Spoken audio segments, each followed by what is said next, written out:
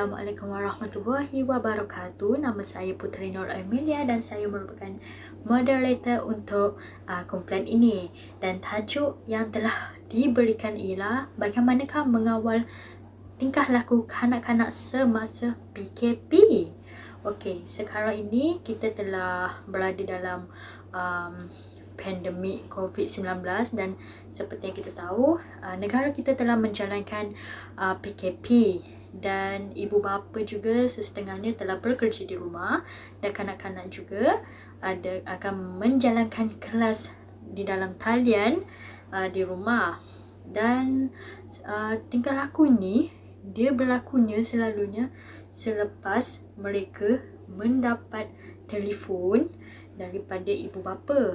Dan sejak itu memang hampir 100% tingkah laku kanak-kanak berubah kerana ibu bapa sibuk bekerja dan hanya telefon bimbit sahaja yang mereka mampu memberikan kepada kanak-kanak, iaitu anak mereka, untuk melayan karenah mereka.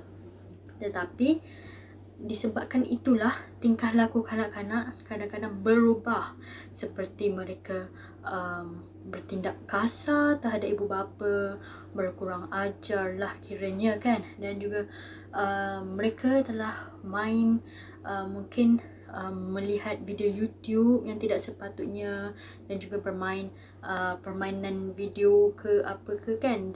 Jadi di situlah banyak konflik tingkah laku berlaku. Jika mereka tidak memberikannya, kemungkinan tingkah laku mereka hanyalah biasa-biasa, seperti apa yang ibu bapa selalu nampak. Tapi bila telah jadi sebegini, kelas online pun menggunakan telefon bimbit, jadi kanak-kanak pun memasuki kelas itu lagi-lagi tanpa pengawasan ibu bapa. Lagi kan ibu bapa tidak mengetahui apa yang berlaku terhadap anak-anak mereka. Jadi tanpa membuang masa, saya akan mempertanyakan dan mempersoalkan bagaimanakah mengawal tingkah laku kanak-kanak semasa PKP dan juga tips penyediaan untuk tingkah laku kanak-kanak semasa PKP. Baiklah, mari kita teruskan pertanyakan kepada panel-panel yang telah sertai saya dalam kumpulan ini. Cing. Baiklah, kita teruskan dengan soalan yang pertama, iaitu apakah tindakan utama yang dilakukan oleh ibu bapa? Assalamualaikum dan selamat sejahtera. Terima kasih saya ucapkan kepada saudari pengerusi. Tindakan utama yang ibu bapa dapat lakukan untuk mengawal tingkah laku kanak-kanak masa PKP ini ialah dengan ibu bapa hendaklah sentiasa memantau anak-anak dan peka terhadap perubahan emosi, fikiran, tingkah laku kanak-kanak tersebut. Hal ini kerana kanak-kanak yang merasa risau dan takut tidak akan menunjukkan gejala yang ketara. Mereka juga mungkin tidak tahu bagaimana hendak meluah apa yang dirasai oleh mereka. Oleh itu, kita sebagai ibu bapa hendaklah sentiasa memantau anak-anak supaya mereka tidak mengalami masalah seperti sukar tidur, kerap mengamuk dan sebagainya. Kita sebagai ibu bapa juga hendaklah merancang aktiviti untuk anak-anak supaya mereka tidak bosan duduk di rumah semasa PKP ini. Kanak-kanak juga senang untuk merasa tekanan. Oleh itu, kita sebagai ibu bapa hendaklah menyediakan aktiviti-aktiviti yang menarik untuk dilakukan bersama mereka. Hal ini juga dapat mengembangkan lagi perkembangan sosial mereka. Sekian, itu sahaja daripada. Terima kasih. Soalan yang kedua, pernahkah anda melakukan sebarang jadual untuk mengawal tingkah laku anak-anak anda? Bismillahirrahmanirrahim. Assalamualaikum dan salam sejahtera. Terima kasih kepada saudara pengerusi, sahabat-sahabat ahli panel dan sidang hadirin yang dihormati. Persoalan, pernahkah anda melakukan sebarang jadual untuk mengawal tingkah laku anak-anak anda? Ya, pernah. Saya melakukan rutin harian yang teratur dapat membantu membentuk tingkah laku yang sihat dan mengurangkan kerongsingan. Selain itu, saya merancang aktiviti atau menyusun jadual harian anak bagi mengurangkan kebosanan kegelisahan mereka. Selain itu, saya bimbang kesihatan mental dan emosi anak-anak tidak dijaga. Sebagai ibu, saya berkomunikasi dengan mereka dengan lebih kerap. Ia memberi peluang kepada anak untuk berkongsi apa yang mereka rasai sekaligus boleh mengurangkan tekanan yang dialami. Pada masa yang sama, saya boleh memantau menghadkan penggunaan media sosial anak jika mendapati mereka terlebih pendedahan dan memperolehi maklumat yang tidak dapat hingga menimbulkan kegelisahan mereka. Soalan ketiga, adakah sepanjang PKP ini anak anda telah melakukan sebarang kelakuan yang sangat aneh? Terima kasih kepada Puteri Emilia. Nama saya Nurfaina binti Burhan. Menurut saya, sepanjang PKP mereka tidaklah melakukan perkara yang aneh ataupun tindakan yang aneh. Cuma, masa mula-mula PKP, mereka berasa bosan sebab tidak boleh keluar rumah dan tidak boleh berjumpa dengan kawan-kawan mereka.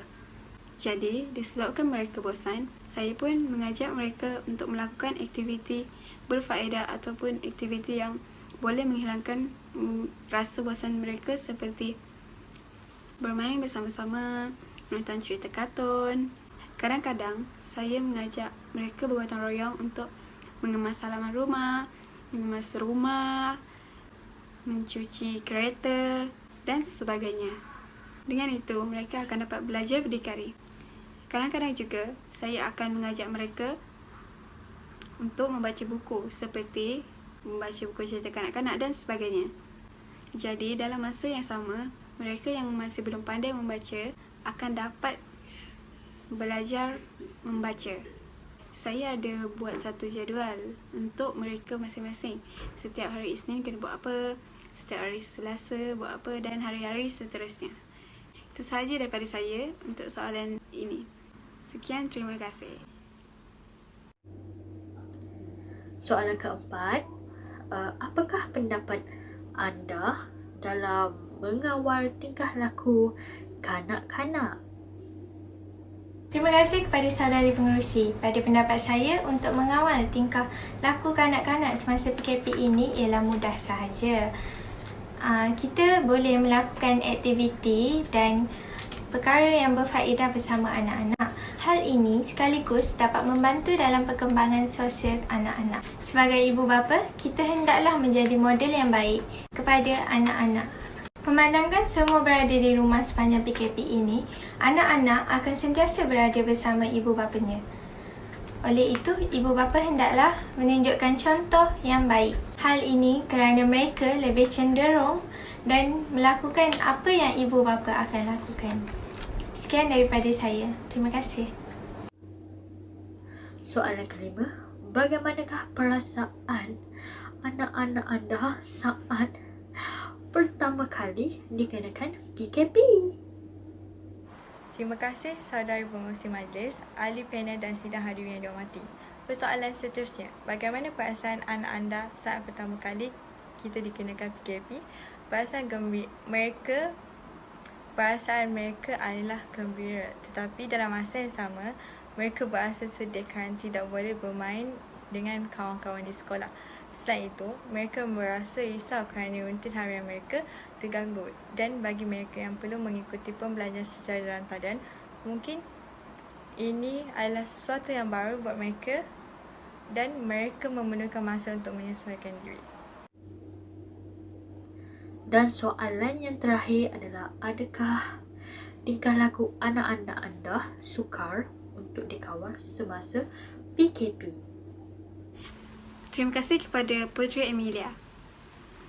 Pada pendapat saya pula, tingkah laku mereka semasa PKP tidaklah susah untuk dikawal kerana mereka jenis yang mudah untuk mendengar kata, walaupun pada mulanya mereka berasa seperti dikongkong.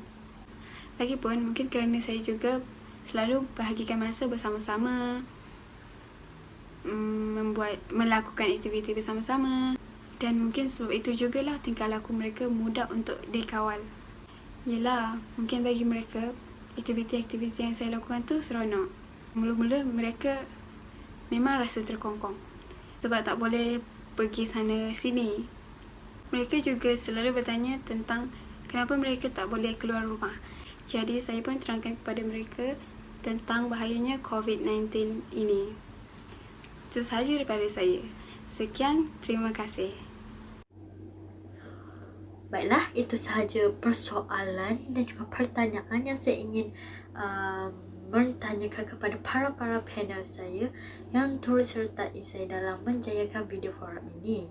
Tapi sebelum itu, saya ada beberapa tips penyediaan dalam mengawal tingkah laku kanak-kanak, iaitu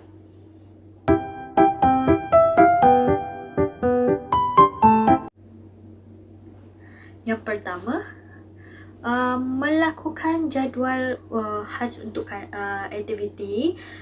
Seperti yang kita tahu, kalau kita buat jadual khas kan, maknanya kanak-kanak takkanlah nampak pandang benda lain, melainkan mereka akan melihat, wow, apa itu aktiviti-aktiviti yang kita akan lakukan dalam jadual ini. So nampak di situ ia sangat menarik perhatian anak-anak.